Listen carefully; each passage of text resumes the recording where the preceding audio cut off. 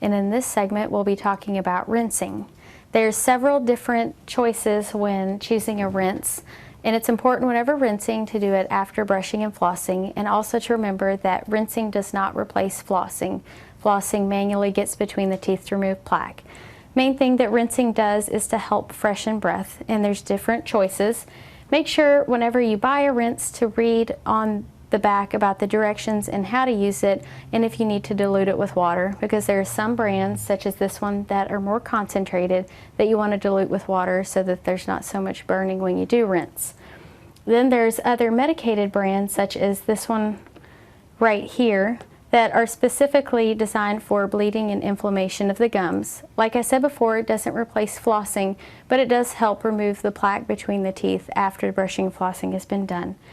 Then some other products that are very good with rinses, and the main ones that I would choose as far as better than other ones would be the ones without alcohol, because the rinses with alcohol in them tend to dry out the tissues, and the ones without the alcohol don't do that, and they also don't have the same burning as the ones with alcohol.